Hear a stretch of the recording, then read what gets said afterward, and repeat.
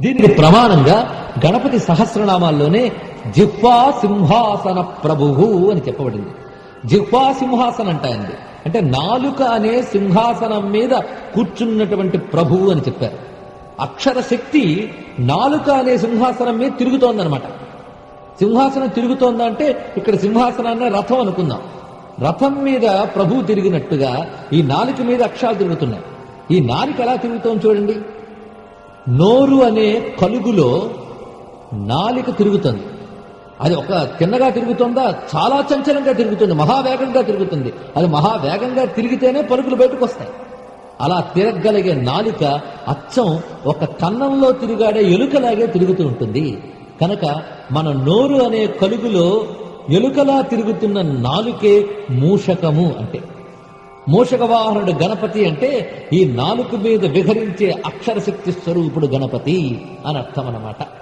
ఇంకొక అర్థం కూడా మూషక వాహనుడికి ఉంది. మూషకము అనే శబ్దం ముష్ అనే ధాతువు నుంచి వచ్చింది. ముష్ అంటే చౌరుడు అని అర్థం. కనబడకుండా అన్ని గ్రహించి ఆరగించేటటువంటి దొంగ లక్షణం ఎవరికి ఉంటుందో వాడిని మూషకం అని అన్నారు. వాడెవడో తెలుసా? మనమే పెద్ద మూషకం. మనమంటే మన జీవుడే పెద్ద దొంగ. వీడేం చేస్తాడు? ఎలక గమనించితే చాలా చిత్రంగా అనిపిస్తుంది. అది ఇంట్లో అన్ని పదార్థాలు పట్టుకుని ఎక్కడికో మనెవరికీ తెలియకుండా ఉండేటువంటి కన్నంలోకి దూరి తింటూ ఉంటుంది. అది ఎక్కడ తింటుందో ఎక్కడుందో కూడా మనకు తెలియదు, కానీ తీసుకోవాల్సినవన్నీ తీసుకుని తన నివాసానికి తాను వెళ్ళిపోతుంది. అలాగే మన గుండె గుహలో జీవుడనే ఎలక ఈ ప్రపంచం చుట్టూ తిరిగి ఈ ప్రపంచంలో ఉన్నటువంటి విషయవాంఛలన్నింటినీ కూడా తన హృదయ గుహలో ఉండి అనుభవిస్తూ ఉంటాడు. సుఖము దుఃఖము మొదలైన అనుభవాలన్నీ ఈ హృదయం అనేటువంటి కలుగులో జీవుడనే ఎలక అనుభవిస్తూ ఉంటాడు. ఈ జీవుడనే ఎలకని అధిష్ఠించి ఉన్నటువంటి ఈశ్వర చైతన్యమే గణపతి. కనుక జీవాత్మని అధిష్ఠించి ఉన్నటువంటి పరమాత్మయే మూషక వాహనుడైన గణపతి అని అర్థం అన్నమాట. ఇది తత్వతః మనం గ్రహించవలసిన అర్థం. ఇలా దేవతా రూపకల్పనలో ఇన్ని తత్వములు దాగి ఉంటాయి. మూషక వాహనుడు అంటే ఇది అర్థం అన్నమాట. ఇలా గణపతి యొక్క స్వరూపం తత్వగర్భితం, వేదగర్భితం అయినటువంటిది. ఉచ్చిష్ట గణపతి అనడంలో కూడా ఇది అంతరార్థం అన్నమాట. అక్షర స్వరూపుడైనటువంటి వాడు గణపతి అని. ఈ గణపతి గరిక పూజలకు సంతోషించేటువంటి సులభారాధ్యుడు అన్నాం, హాస్యరసాధిపతి అన్నాం. ఆనందం ఉంటుంది. గణపతి ఎక్కడుంటే అక్కడ ఆనందం ఉంది. ఇలాంటి గణపతి గురించి వేదాలు ఉపనిషత్తులు అనేక అర్థాలు చెప్తున్నాయి. గణేశ పూర్వతాపిని ఉపనిషత్తు, ఉత్తరతాపిని ఉపనిషత్తు, గణపతి అధర్వ శిష్యము, వల్లభేశ ఉపనిషత్తు ఇవన్నీ కూడా గణపతి తత్వాన్ని పట్టి ఇచ్చేటువంటి వేద భాగాలు. ఇక పురాణాల్లో చూస్తే ముద్గల పురాణము, గణేశ పురాణము అని ప్రత్యేకించి పురాణములున్నాయి. పురాణాలు ఉపాసనకు సంబంధించిన రహస్యాన్ని తెలియజేసేటువంటివి. అలాగే ఈ ముద్గల పురాణం, గణపతి పురాణం, ఇలా ఇతర పురాణాల్లో కూడా గణపతి రాక్షస సంహారం చేసిన గాథలు చాలా చెప్పబడ్డాయి. ఆ రాక్షసుల పేర్లు కూడా మదాసురుడు, మోహాసురుడు, మత్సరాసురుడు అని పేర్లు చెప్పారు. అంటే ఈ రాక్షసులందరితో గణపతి యుద్ధం చేశారంటే ఈ సంకేతాలు చూడండి. మదాసురుడు, మోహాసురుడు, మత్సరాసురుడు అంటే మదము, మోహము, మత్సరము. ఈ రాక్షసులు ఎక్కడున్నారు? మనలోనే భద్రంగా ఉన్నారు. వీళ్ళని సంహరించేటువంటి భగవత్ శక్తే గణపతి అని చెప్పడం అన్నమాట. గణపతి రాక్షస సంహారం చేయడంలో. అలాగే గణపతి మహాభారత రచన చేశాడు అంటే అక్షరపతి గనక ఆయనకే సాధ్యం అటువంటి రచన చేయడం. గణపతి కవులకు కవి గనక గణపతిని ఉపాసించే వారికి అక్షరశక్తి, ఆలోచనా శక్తి, ఇంద్రియ శక్తి, అన్నశక్తి అన్ని వృద్ధి చెందుతాయి అని మనకి వేదమే అభయాన్నిచ్చింది. గణపతి ఉపాసనా రహస్యాలన్నీ కూడా ముద్గలుడనే మహర్షి చాలా చక్కగా పురాణంలో అందజేశాడు. ఒక్కొక్క మహర్షి తమ తపశ్శక్తితో ఆ పరమాత్మని వివిధ రూపాలతో సాక్షాత్కరింపజేసుకుంటారు. ఆ రూపానికి సంబంధించిన నామము, మంత్రము, ఉపాసనా పద్ధతులు అందజేస్తారు. అలా గణపతి రూపాన్ని ఆవిష్కరింపజేసుకుని తత్సంబంధమైన ఉపాసనా రహస్యాలను ఇచ్చినటువంటి వారిలో గృత్సమధుడు అనే మహర్షి, ముద్గలుడు అనే మహర్షి ప్రసిద్ధి. గృత్సమధర్షి వేదాల్లోనే మనకు కనబడతాడు. ముద్గలుడు గణపతిని ఉపాసించి ఆ రహస్యములన్నీ కూడా ముద్గల పురాణం ద్వారా మనకు అందజేశారు. ఇక స్కాంద పురాణంలో గణేశ ఖండము అని ప్రత్యేకించి గణపతికి సంబంధించిన విశేషం ఉంది. బ్రహ్మ వివర్త పురాణంలో కూడా గణపతి ఖండం అనేక రహస్యాలు మనకు తెలియజేస్తూ ఉంటుంది. ఇక ఇతరత్రా పురాణాల్లో కూడా గణపతికి సంబంధించిన ప్రస్తావన ఉంది. ఆయన లంబోదరుడు, పెద్ద ఉదరం కలిగినటువంటి వాడు. అంటే ఈ సమస్త బ్రహ్మాండములు ఉదరమనంద కలవాడు కనుక బ్రహ్మాండోదరుడు. అదే లంబోదర తత్వం కూడా. పైగా అక్షరపుక్షి, కడుపు నిండా అక్షరాలు దాచుకున్నటువంటి ప్రణవస్వరూపుడు ఆయన. అన్ని అక్షరములు ఆయనలోనే దాగి ఉన్నాయి కనుక భగవంతుడి రూపం, లీల ఇన్ని విధాలుగా ఉంటాయన్నమాట. మన దేశంలో గాణాపత్యం మహారాష్ట్ర, గుజరాత్, తమిళనాడు మొదలైన ప్రాంతాల్లో చాలా ప్రసిద్ధంగా ఉంది. అంటే ఒక ప్రత్యేక మతంగా అక్కడ అభివృద్ధి చెందింది. వాళ్ళు సంకష్టాల చతుర్థి పూజలు కానీ, గణపతి నవరాత్రులు కానీ ఇవన్నీ విశేషంగా చేస్తూ ఉంటారు. ఇందులో మోర్గావ్ అని మహారాష్ట్రలో ఒక ప్రసిద్ధమైనటువంటి క్షేత్రం ఉంది. అష్టవిధ వినాయకుల్లో అదొకటి. అక్కడ గణపతి మయూర గణపతిగా ప్రకాశిస్తూ ఉంటాడు. ఎందుకంటే సాధనం అని చెప్పారు, సదనముల్లో ప్రకాశిస్తాడు కదా. సదనము అంటే యజ్ఞ వేదికలు ఉండేటువంటి చోటు. యజ్ఞంలో ప్రధానమైనది అగ్ని. ఆ అగ్నికి సంకేతమే నెమలి. అనేక వర్ణాలను వెదజల్లే నెమలి అగ్నికి సంకేతం. ఆ అగ్నిని అధిష్ఠించినటువంటి యజ్ఞ పురుషుడే గణపతి. అందుకు మయూర గణపతి అని చెప్పబడుతూ ఉంటాడు. ఇక చింతామణి గణపతి అని కపిల మహర్షి మొదలైనటువంటి వారు ఈ చింతామణి గణపతిని ఉపాసన చేశారు. అంటే ఏది చింతన చేస్తే దాన్ని ఇచ్చేటువంటి వాడు చింతామణి గణపతి అన్నమాట. ఇలాగా ఒక్కొక్క పేరులో ఒక్కొక్క పరమార్థం, ఒక్కొక్క ప్రయోజనం కనబడుతూ ఉంటుంది గణపతి యొక్క తత్వంలో. గణపతి అనేక రూపాలు ధరించినప్పుడు ఆ తత్వానికి సంకేతంగా అనేక వర్ణాలు కూడా రూపాల్లో ఉంటూ ఉంటాయి. ప్రధానంగా గణపతి ఎర్రని రంగుతో ప్రకాశిస్తూ ఉంటాడు. ఏమిటి ఎర్రని రంగు విశేషం అంటే, మన వేద విజ్ఞానం చెప్తోంది వర్ణానాం ఆద్యం లోహితం అని. రంగులలో మొదటిది ఎరుపు అని. మొదటి దైవం గనక ఆయన ఎర్రని కాంతితో ప్రకాశిస్తూ ఉంటాడు. ఇది ఇంకా మనకు అర్థం కావాలంటే, ఒక రోజు ప్రారంభాన్ని మనం చూస్తే ఆ రోజు మొదట్లో సూర్య భగవానుడు మొదట ఎర్రగా కనబడతాడు, ఆ తర్వాత రంగు మారుతుంది. కనుక రంగుల్లో మొదటిది ఎరుపు అని ఒప్పుకోవాలంటే ఒక రోజులో ప్రారంభమయ్యేటువంటి ప్రథమ వర్ణం అరుణవర్ణం మనకి సంకేతంగా కనబడుతుంది. ఆ విధంగా అరుణవర్ణం ఆదికి సంకేతం. ఆ ఆదికి సంకేతంగానే గణపతి ఎర్రని కాంతితో ప్రకాశిస్తూ ఉంటాడు.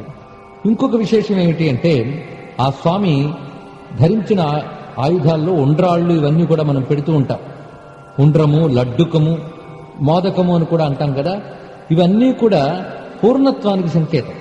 పూర్ణంగా అనుభవించబడేటువంటి ఆనందానుభవమే ఇక్కడ మోదకముగా, లడ్డుకంగా కనబడుతూ ఉంటుంది. అలాగే స్వామికి పూజించే గరిక పోచలున్నాయే, వాటికి ఎంత శక్తి ఉందో. సౌరశక్తిని బాగా గ్రహించగలిగేటువంటి వాటిలో ఈ గరిక పోచలు విశేషమైనవి.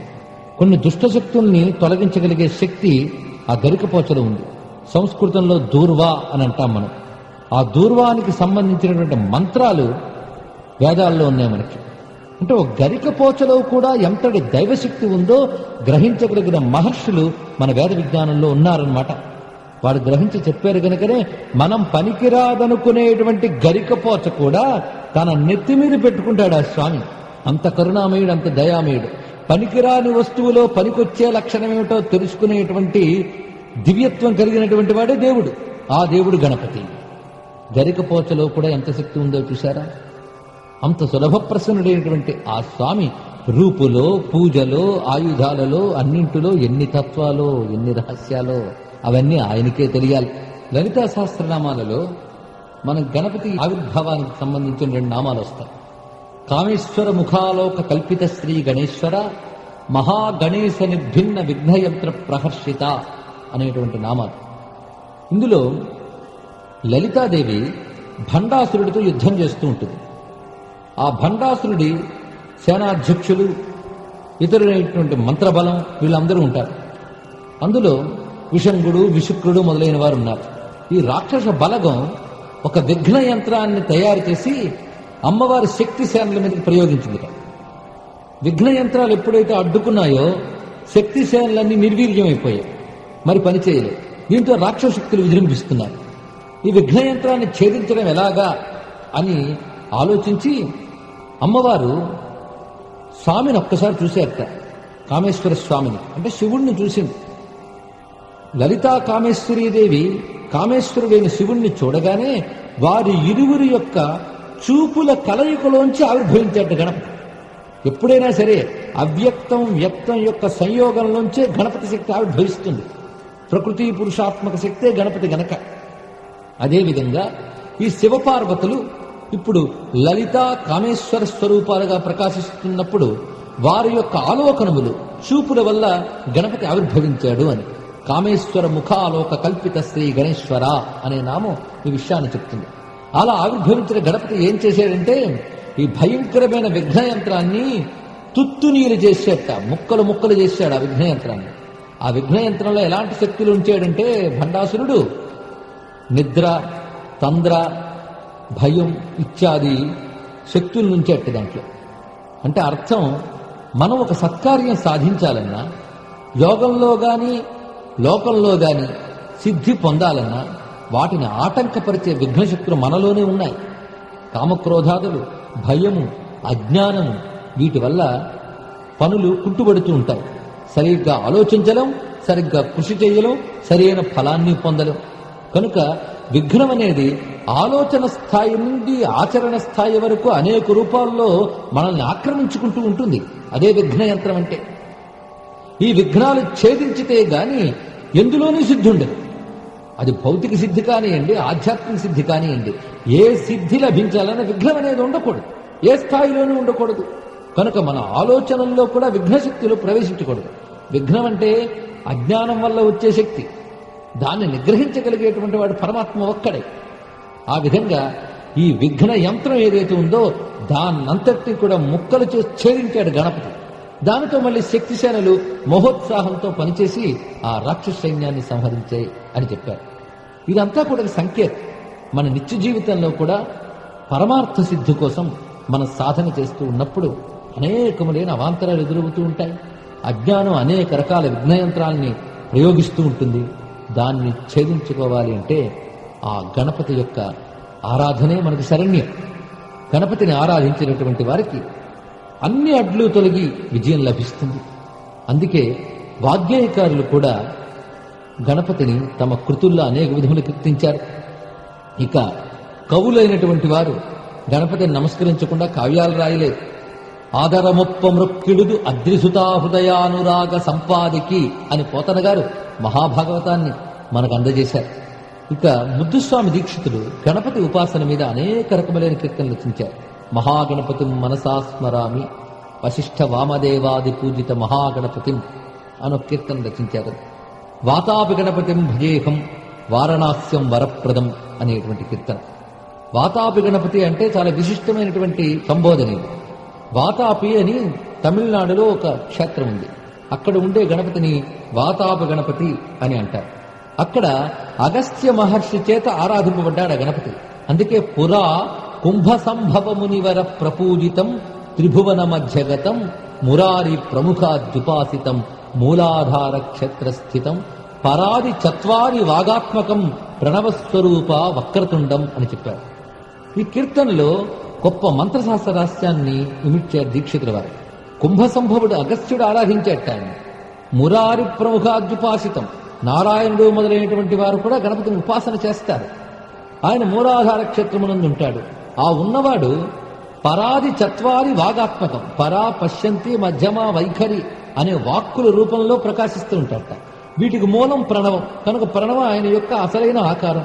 ఆ ప్రణవం ఈ 4 రూపాలతో వ్యక్తమవుతూ ఉంటుంది వాక్కుగా అని వాక్కు లక్షణాన్ని తెలియజేసి వాతాపి గణపతి అంటే క్షేత్రం పేరు ఒకటే కాక మరో విశేషం ఏంటంటే వాతమును పానము చేయుట వాతాపి అంటే. వాతం అంటే గాలి, గాలిని పానం చేయడం అంటే ప్రాణాయామాది పద్ధతుల ద్వారా వాయువుని నియంత్రించడం ఏదైతే ఉందో అదే వాతాపి లక్షణం అంటే.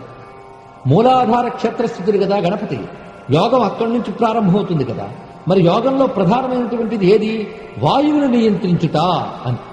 వాయువుని నియంత్రించి ఆ పానం ఎలా చేస్తుంది? ఏనుగు కిందనున్నటువంటి దాన్ని పీల్చి పైకి తీసుకువెడుతుంది. అక్కడ ఉత్థానమైన కుండలిని పైకి వెళితేనే సిద్ధి. కనుకనే వాతాపి అనగానే ఆ ప్రాణవాయువుని నియంత్రించి ఊర్ధ్వ దిశలో చైతన్యాన్ని నడపడమే వాతాపి అనే దానిలో కనబడి అంతరార్థం. అలాగా ఆ యోగశక్తి స్వరూపంగా ప్రకాశిస్తున్న గణపతిని వాతాపి గణపతి అని అన్నారు. దీనికి సాధనకి మనం గమనించవలసింది ఊపిరిని, ఉచ్ఛ్వాస నిశ్వాసాలను గమనిస్తే ఈ రహస్యం మనకు తెలుస్తుంది. ఉచ్ఛ్వాస నిశ్వాసల ద్వారానే కదా వాయువుని నియంత్రిస్తాం. కనుకనే ఈ ఉచ్ఛ్వాస నిశ్వాసలు అనే దాని మీద ఆధారపడి ఉంటుంది ఈ వాయు విద్య, యోగ విద్య అనేటువంటిది. ఈ ఉచ్ఛ్వాస నిశ్వాసలకి హంస అని పేరు యోగ శాస్త్రంలో. హంస, సోహం ఇవన్నీ కూడా ఈ ప్రాణాయామ విధానంలో ఉన్నటువంటి ఉచ్ఛ్వాస నిశ్వాసాన్ని తెలియజేస్తాయి.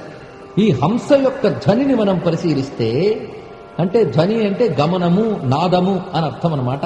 ఉచ్ఛ్వాస నిశ్వాసల ద్వారా వ్యక్తమయ్యే నాదశక్తిని ఉపాసించడమే కదా యోగం అంటే. కనుక ఉచ్ఛ్వాస నిశ్వాసలకి హంస అంటే నాదశక్తిని ధ్వని అంటాం. ఈ రెండు కలిపితే హంసధ్వని అంటాం. కనుక ఈ కీర్తన కూడా హంసధ్వని రాగంలో నడిపారనమాట. అంటే ఆ రాగంలోనే యోగశక్తికి సంబంధించిన రహస్యం దాగి ఉంది అని అర్థం. ఇలాగ రాగంలో యోగం ఉంది, హంసధ్వని అని. వాతాపి గణపతి అనడంలో యోగమూర్తి ఉంది. పరాది చత్వారి వాగాత్మకం ప్రణవ స్వరూప అంటే మూలాధారజ నాదం చెప్పబడుతోంది అక్కడ. ఇలాగా ఈ కీర్తనని ఒక యోగ ప్రక్రియగా మనకి దీక్షితుల వారు అందజేశారు. ఎన్ని రహస్యాలు ఉన్నాయో చూశారా వారి కీర్తనలో. ఇంత అద్భుతమైన కీర్తనలో యోగస్వరూపుడుగా మన గణపతి సాక్షాత్కరిస్తాడు. ఇలాగా యోగానికైనా, యాగానికైనా, ఏ సాధనకైనా భౌతిక అవస్థ మొదలుకొని ఆధ్యాత్మిక అవస్థ వరకు కూడా సాధనలోనూ సిద్ధిలోనూ కూడా మనల్ని అనుగ్రహించే పరబ్రహ్మ గణపతి, సులభ ప్రసన్నుడు గణపతి. అలాంటి ఆ గణపతిని ప్రేమగా మనసారా తలంచి పూజించితే సర్వసిద్ధులు లభిస్తాయి. శ్రీ మహాగణాధిపతయే నమః. సర్వం శ్రీ మహాగణపతి చరణారవిందార్పణమస్తు.